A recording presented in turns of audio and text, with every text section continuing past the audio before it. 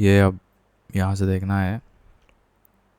मैंने steps in decomposition देख लिया था, that was fragmentation, then leaching, then catabolism, humification and last में मिनरलाइजेशन।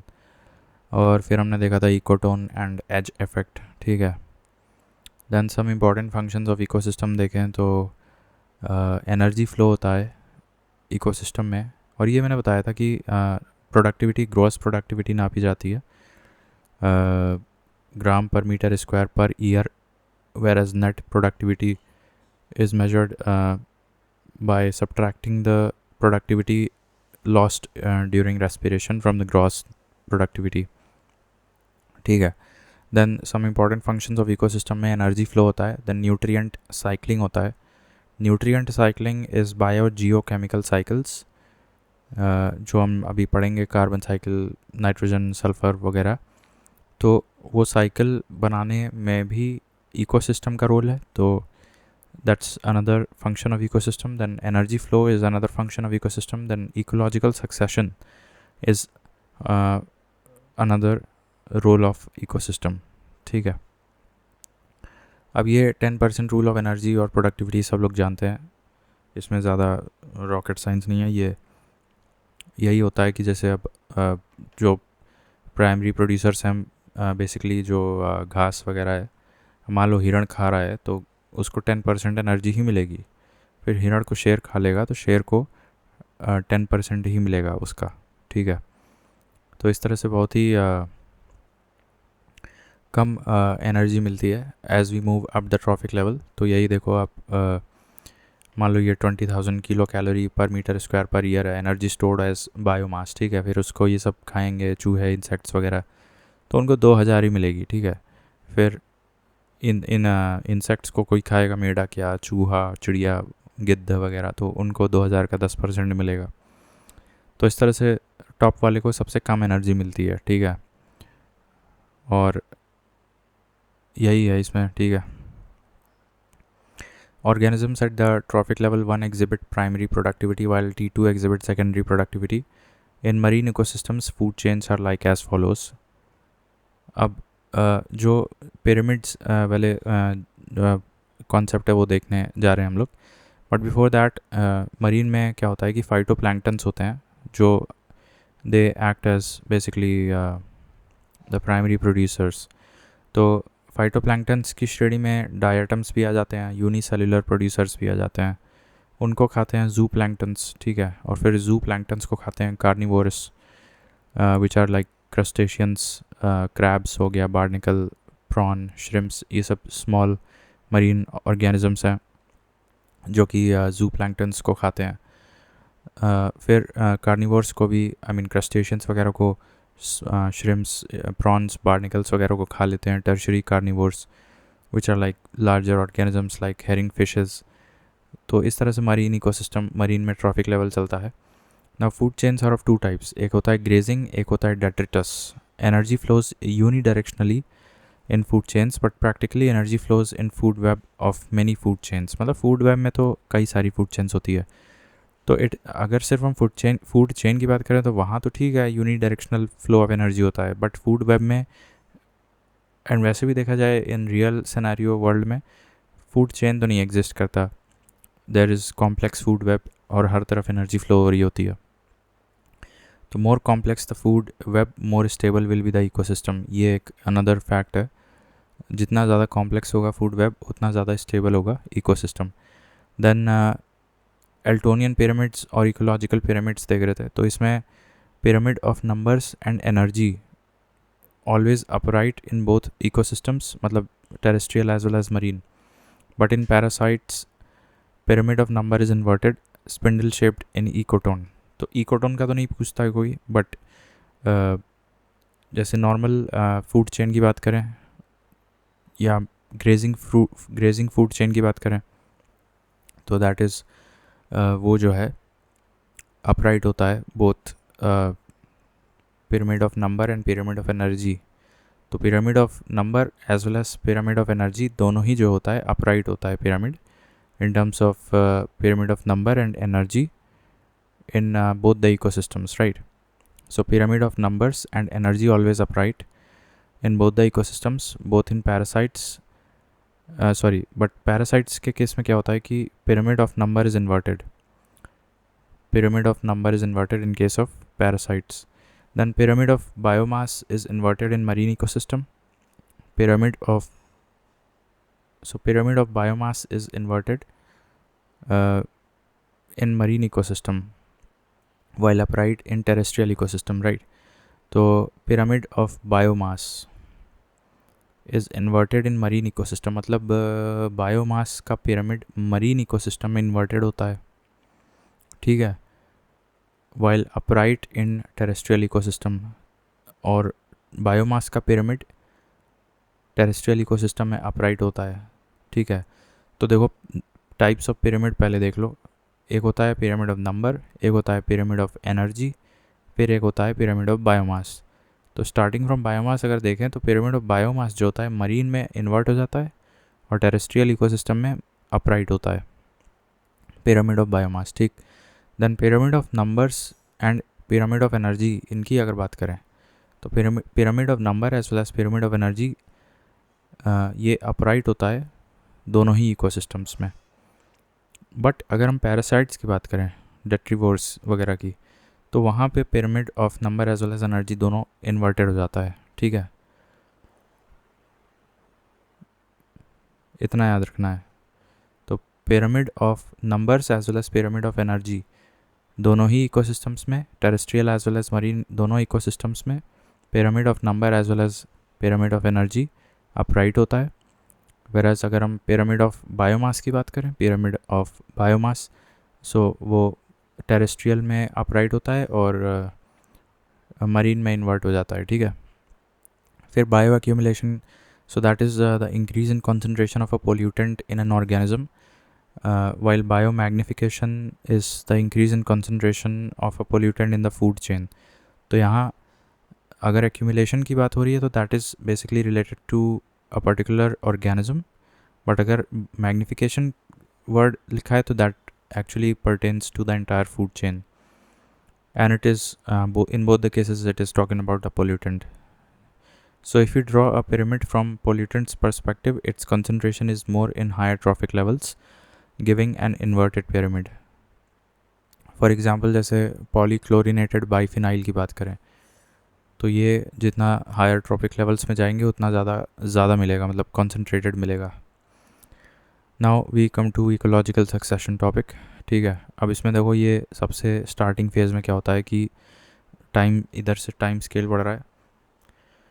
तो देखो सबसे पहले बनते हैं एक्सपोज्ड रॉक्स, फिर लाइकेंस एंड मॉसेस बन जाते हैं। तो इनको जो है, जो पहले ऐसे काइंड ऑफ प्रोड्यूसर्स बनते हैं पहले, उन्हें हम पाइनियर स्पीसीज़ बोल देते हैं, ठीक है।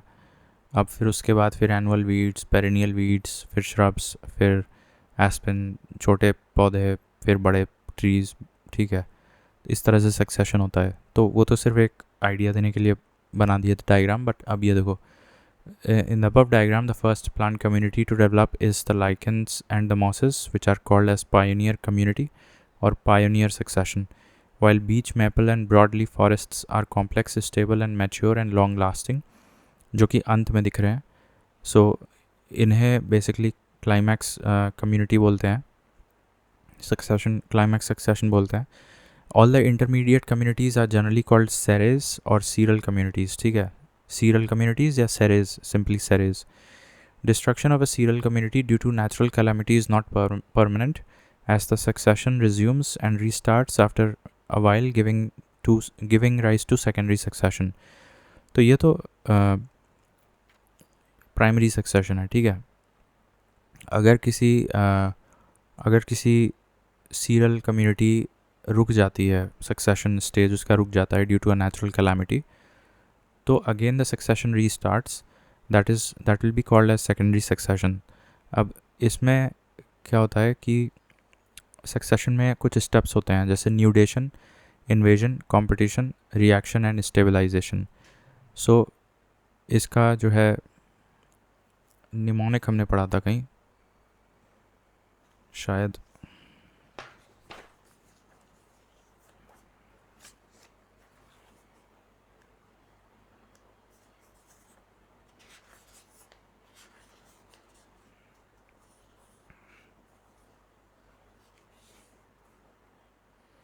हाँ NICRS, ठीक है।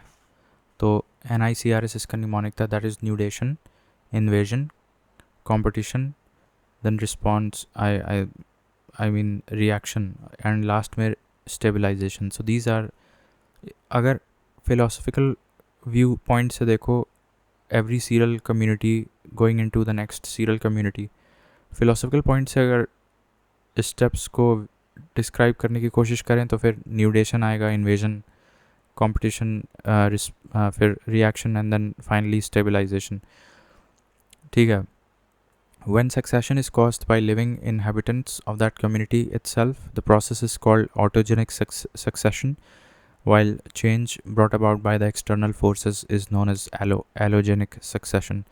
Allogenic examples जैसे volcanic eruptions हो गए, कोई मीटियोर आके गिर गया, या फ्लड्स आ गई, सूखा पड़ गया, तो that will be an example of allogenic succession. Whereas अगर खुद ही से स्टार्ट हो गया, जैसे इस केस में लाइकेंस एंड मॉसेस आए, फिर annual weeds I, so that is autogenic succession.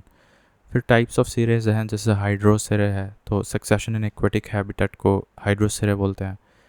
Zero सेरे, XERO, SERE, so that is succession in dry habitat.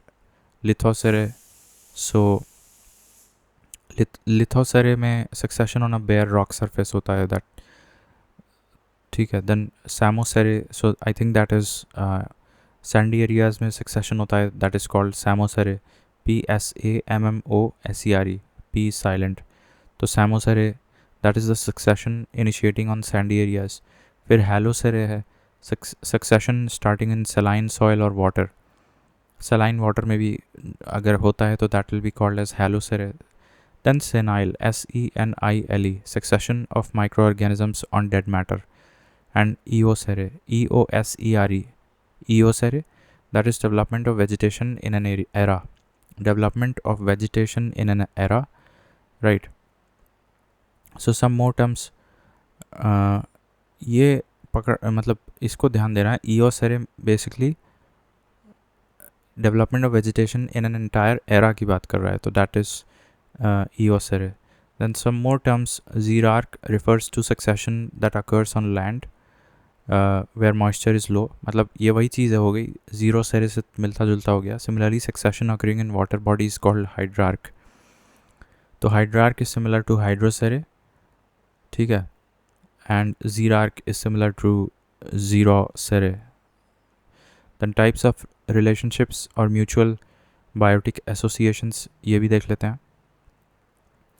अब जैसे कंपटीशन तो होता है, जैसे वहाँ पे जब nature resorts to resource partitioning to remove extreme competition, ठीक है। ये तो मतलब कंपटीशन होता है। अब एक पेड़ के आगे दूसरा बगल में दूसरा पौधा लगा दोगे तो फिर एक को फुल न्यूट्रिशन नहीं मिल पाएगा, वहाँ कंपटीशन हो जाएगा। बट देन अगर इसको नेचुरल सीन में देखा जाए आज की डेट में, तो ऐसा नहीं है कि पेड़ एग्जिस्ट नहीं करते अगल बगल, तो एग्जिस्ट करते हैं, लिव भी करते हैं। They are able to live because somehow their resource partitioning has been done in such a way that none of them dies अब, ठीक है। तो वो तो नेचुरली किया गया है, बट अगर ऐसे देखा जाए तो कंपटीशन होता है। देन सिम्बायोसिस क्या है? Both स्पीसी mutually benefit each other. Example lichens, acacia plant with ants, then sea anemones and clownfish. अब ये एग्जांपल्स डायरेक्टली एग्ज़ाम में आ जाते हैं। जैसे लाइकेंस का बात करें या अकासिया प्लांट है तो उनका एंट्स के साथ हो जाएगा, ठीक है। Acacia plant with ants, sea anemone with clownfish, sea anemones with clownfish, where plants stay protected with ants against browsing animals and ants get food. Then mycorrhizae and coral reefs. नहीं, mycorrhizae is a separate example of symbiosis and coral reefs are a separate example. तो ये सारे examples आते हैं। जैसे symbiosis में example आ जाएगा mycorrhizae, सही है। coral reefs में भी symbiosis होता है। फिर अभी ये clownfish और anemones, sea anemones, इनके बीच होता है। अकासिया प्लांट और एंट्स के बीच होता है, चींटिया और अकासिया प्लांट। लाइकेंस तो जानते ही हैं, that is symbiosis. Then commensalism और अमेंसलिज्म में कई बार डिफरेंस कन्फ्यूजन होता है। तो कमेंसलिज्म में होता है one benefits while other is indifferent, मतलब एक को फ़र्क नहीं पड़ता क्या चल रहा है और जबकि दूसरे का फ़ायदा हो जाता है। तो ओवरऑल मतलब गुड गुड सिचुएशन होती है कमेंसलिज्म में, क्योंकि एक को फ़र्क नहीं पड़ रहा है और दूसरे को फ़ायदा हो जा रहा है। सो अब इसका एग्जांपल जैसे बार्निकल्स ग्रोइंग ऑन वेल्स, तो अगर किसी वेल के शरीर पे बार्निकल्स ग्रो कर रहे हैं तो it's an example of commensalism. फिर epiphytes on the surface of other plants, तो that is also an example of commensalism. ठीक उसी के विपरीत होता है अमेंसलिज्म, दैट इज़ एक का नुकसान हो रहा है, ठीक है, और एक बिल्कुल फ़र्क नहीं पड़ता है, तो यहाँ ओवरऑल नुकसान हो जा रहा है।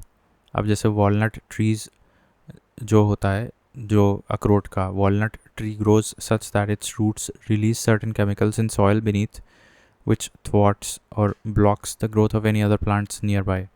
तो अब वॉलनट तो ऐसा जानबूझ के नहीं कर रहा है, कंपटीशन भी नहीं है, बस कर रहा है, तो उससे क्या हो रहा है, उसको तो फ़र्क नहीं पड़ रहा है लेकिन दूसरे का नुकसान हो जा रहा है। तो that is an example of amensalism, ठीक है। तो कमेंसलिज्म में example barnacles growing on the body of whales, या epiphytes growing on the surface of other plants. So these two are examples of commensalism, whereas amensalism में जहाँ पे नुकसान हो रहा है एक को और दूसरे को फ़र्क नहीं पड़ रहा है, that is the example walnut tree. फिर parasitism where one species is harmed while the other benefits. But unlike predation, one species is not completely destroyed here. ठीक है, the parasites which are outside the body are called ectoparasites, while those which get inside the body are called endoparasites, like the tapeworms. Another typical example is brood parasitism, that is shown by the bird coil, that is cuckoo, where it fools the crow and its eggs. तो ये तो हम पढ़ चुके हैं। तो parasitism में destroy नहीं किया जाता है, बस बिल्कुल ही एक्सप्लॉइट किया जाता है, सामने वाले को नुकसान होता है और दूसरे को फ़ायदा होता है। देन प्रीडेशन में तो बिल्कुल मार देते हैं, तो प्रीडेटर्स हो गए ये, ठीक है। तो इस प्रकार से इतने टाइप्स ऑफ रिलेशंस इस्टेब्लिश किए जा सकते हैं। Now so there are two types of interactions where there is only benefit to both the species. तो हमने देखा था कि कमेंसलिज्म में ओवरऑल गुड सिचुएशन थी और दूसरा था तुम्हारा सिम्बायोसिस, ठीक है। तो ये दोनों याद रखना, commensalism as well as symbiosis, जहाँ पे ओवरऑल गुड सिचुएशन मेंटेन्ड है। इसके बाद नाइट्रोजन साइकिल जो है बहुत इंपॉर्टेंट है, वो अगले वीडियो में देखते हैं।